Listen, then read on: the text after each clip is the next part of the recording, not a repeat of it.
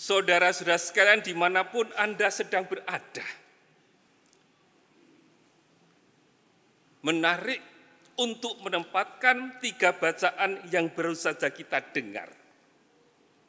Supaya tidak salah paham, sebenarnya kalau menurut urutan waktu, bacaannya harus bacaan Injil, bacaan pertama, lalu bacaan kedua.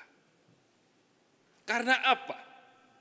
Karena dalam Injil diceritakan bahwa Maria Magdalena, Petrus, Yohanes belum percaya akan kebangkitan. Belum.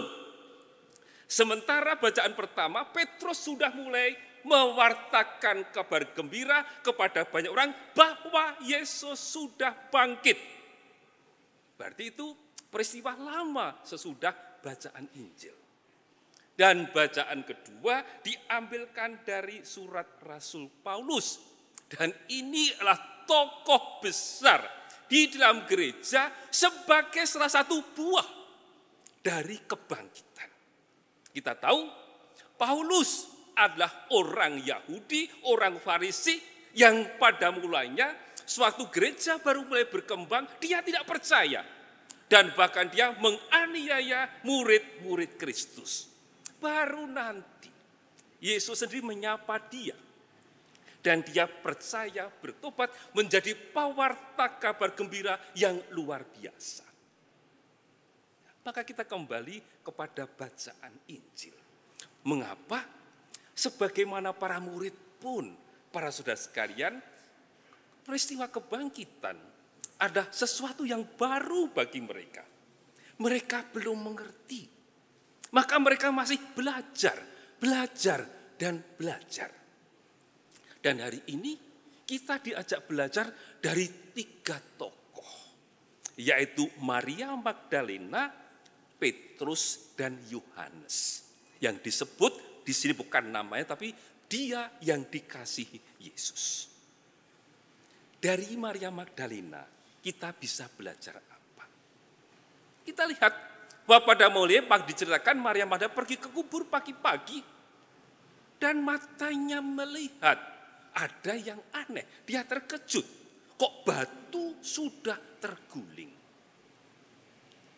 Maria Magdalena tahu bahwa batu sudah terguling karena sebelumnya Maria Magdalena ikut dalam pemakaman. Dia tahu, dia mengafani Yesus yang wafat. Dan dia tahu bagaimana kubur itu ditutup dengan batu yang besar. Maka sewaktu dia datang pagi-pagi melihat batu sudah terguling, dia terkejut, takut, lari kepada para murid melaporkan. Yesus tidak ada di tempat, diambil orang. Saya tidak tahu di mana dia diletakkan. Nah, pertama. Lalu kita tahu bagaimana nanti Maria Magdalena akan percaya. Kedua, keterkejutan juga dialami oleh Petrus dan Yohanes. Terkejut atas apa? Karena laporan dari Maria Magdalena bahwa Tuhan dicuri orang. Mereka mendengar kabar dari Maria Magdalena, maka mereka pun bergegas pergi ke kubur dan kemudian dikisahkan bagaimana Petrus dan Yohanes melihat apa yang terjadi di kubur. Belajar dari Maria Magdalena. Bagaimana Maria Magdalena kemudian sampai tahu, sampai menyadari bahwa Yesus sudah bangkit. Maria Magdalena ditulis oleh keempat Injil sebagai perempuan orang pertama yang mendapatkan kabar kebangkitan. Injil Markus, Injil Matius, Injil Lukas, dan Injil Yohanes yang kita dengarkan pada hari ini, dia adalah orang pertama yang pergi kubur dan mendapatkan berjumpa dengan Yesus yang sudah bangkit. Dan dia mewartakan itu. Tapi bagaimana Maria bisa mengenal bahwa Yesus bangkit? Pada waktu dia pergi kubur, dalam Injil yang lain dikisahkan, lalu waktu dia sedang menangis, sedih, tidak tahu harus berbuat apa-apa, tiba-tiba seorang mengatakan, menyebut namanya, Maria. Dia terkejut, Ini hanya mungkin suara dari seseorang yang dulu saya kenal. Banyak nama Maria. Banyak orang memanggil Maria Magdalena. Tetapi di dunia ini hanya ada satu pribadi yang menyebut nama itu dengan cara demikian. Dan itu adalah Yesus. Yesus yang menerima aku sewaktu aku berdosa. Aku mau dilempari dengan batu karena aku berbuat dosa. Tetapi waktu itu Yesus mengatakan, aku pun tidak menghukum engkau. Tetapi pergilah dan jangan berbuat dosa lagi. Kata-kata Yesus inilah yang memberi kesempatan kepada Maria Magdalena untuk memulai hidup baru, mengubah hidupnya. Maria Magdalena meninggalkan cara hidup lama, memeluk hidup yang baru. Dan itu karena Yesus menerima dia dengan segala masa lalunya. Maka sewaktu di depan kubur Yesus, dia mendengar lagi kata-kata itu, Maria. Maka ini hanya Yesus yang mengucapkan secara demikian. Dia inilah Yesus yang dulu saya kenal. Maka dia sekarang hidup. Itulah Maria mengenal Yesus yang bangkit karena dialah pribadi yang menerima saya dengan seluruh kedosaan saya, dengan masa lalu saya, tetapi dia tetap menerima saya, membiarkan saya untuk memulai kehidupan baru. Maka Maria Magdalena mengenal Yesus justru berpangkal dari pengalaman masa lalunya, pengalaman kedosaannya, diberi kesempatan untuk memulai hidup baru. Dan pribadi itu sekarang hidup, bukan ada di antara orang mati. Maria Magdalena. Petrus, bagaimana kita bisa belajar dari Petrus? Tadi dikatakan bahwa Petrus masuk, lalu melihat dengan jeli apa yang terjadi. Oh, kain di sana, kain di sini, dulu dipakai Yesus begini kok letaknya di situ. Menganalisa apa yang dia lihat. Tadi malam, Petrus juga muncul dalam bacaan. Dan pada waktu Maria mengatakan kepada para murid bahwa Yesus hidup. Mereka, orang-orang yang mendengar, menganggap itu hanya cerita omong kosong. Tetapi tadi malam juga dikatakan bahwa Petrus setelah mendengar itu dia segera pergi ke kubur. Dan di kubur melihat apa? Tapi juga dicatat tadi malam bahwa Petrus pun mulai ragu-ragu, mulai berpikirkan apa ya yang sebenarnya terjadi. Yesus tidak ada di kubur. Malaikat mengatakan jangan mencari orang hidup di antara orang mati. Apa artinya? Hari ini dikatakan selama itu mereka belum mengerti isi kitab suci yang mengatakan bahwa ia harus bangkit dari antara orang mati.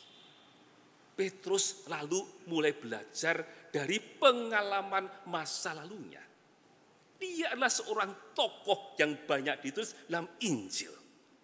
Petrus sangat dekat dengan Yesus, tetapi juga Petrus yang paling sering kena semprot dari Tuhan Yesus.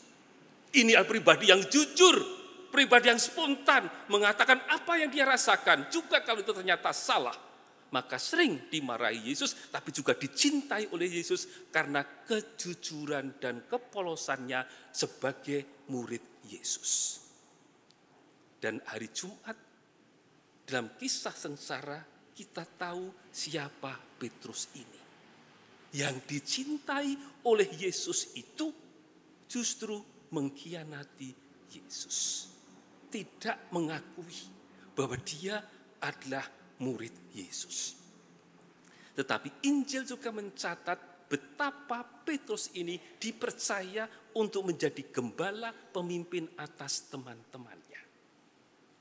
Pengalaman kedosaan, pengalaman masa lalu yang pernah menolak Yesus, Yesus tetap mencintainya dan memberi kepercayaan. Itulah cara dia mengenal isi kitab suci. Maka itu yang akan kemudian pelan-pelan membantu Petrus untuk mengenal Yesus sudah bangkit. Kita sudah belajar dari Maria Magdalena, sudah belajar dari Petrus. Kita bisa belajar apa dari Yohanes? Yohanes sering juga disebut dia atau murid yang dikasihi oleh Tuhan. Murid yang dikasihi oleh Yesus. Karena memang Yohanes ini dikenal amat dekat dengan Yesus. Kita ingat dalam perjamuan malam terakhir, suatu Yesus mengatakan ada satu di antara kamu yang akan mengkhianati aku. Semua sedih, tidak tahu apa-apa. Lalu mereka bisik-bisik kepada Yohanes, tanyakan siapa yang dia maksud. Itu berarti bahwa para murid yang lain pun mengakui kedekatan Yohanes dengan Tuhan Yesus. Oleh karena itu, dalam Injil hari ini dikatakan, Yohanes masuk, melihat, lalu percaya. Tidak perlu bukti apa-apa, tanda apa-apa. Bagi Yohanes, langsung melihat tanda, langsung dia percaya. Kedekatan pribadinya dengan Yesus memudahkan Yohanes itu untuk memahami isi kitab suci. Maka para saudara sekalian, pada hari-hari berikut, sewaktu kita dibacakan mengenai pengalaman-pengalaman kebangkitan, kita akan melihat bahwa Yohanes adalah sosok yang selalu dikatakan menangkap paling cepat bahwa dia adalah Yesus yang bangkit. Para saudara sekalian, kita tahu Maria Magdalena, Petrus, Yohanes masih belajar bagaimana yang pernah hidup bersama dengan Yesus, mengalami penderitaan, wafat disalib, dan kemudian dibangkitkan, itu adalah Yesus yang mereka alami dulu. Tetapi bagaimana mereka bisa percaya untuk mengalahkan pengalaman traumatis selama Jumat Suci butuh waktu. Maka kita juga mohon rahmat yang sama, agar lewat pengalaman-pengalaman hidup kita juga belajar menemukan bagaimana kita juga punya pengalaman ajaib, pengalaman besar yang ditujukan Tuhan kepada kita lewat orang tua, lewat kakak adik, sesama teman kita. Lewat mereka itu kita belajar peristiwa-peristiwa ajaib Tuhan yang dilakukan kepada kita. Lewat peristiwa-peristiwa ajaib, peristiwa agung itulah lebih mudah bagi kita untuk menangkap bagaimana Yesus bangkit untuk menyertai kita. Maka sekali lagi kita mohon rahmat, keterbukaan pikiran, keterbukaan hati, supaya pengalaman-pengalaman hidup kita membantu kita untuk bisa semakin percaya bahwa Dia sudah bangkit. Dia yang mencintai kita itu lebih kuat daripada maut. Dia yang mencintai kita itu lebih kuat daripada kematian. Maka dia dibangkitkan oleh Tuhan karena perbuatan-perbuatan ajaibnya untuk sesama. Semoga kita juga seperti Maria Magdalena, Petrus dan Yohanes, setelah percaya kita pun dipanggil untuk menjadi pewarta sukacita kebangkitan. Paus Fransiskus mengingatkan kita masing-masing. Ciri khas orang Katolik adalah sukacita. Sukacita karena Allah mengasihi saya. Allah mengasihi kita. Maka pengalaman itu, mengalami dicintai Tuhan, harus kita wartakan juga kepada sesama kita. Itulah kabar kebangkitan yang harus kita wartakan dalam kehidupan kita.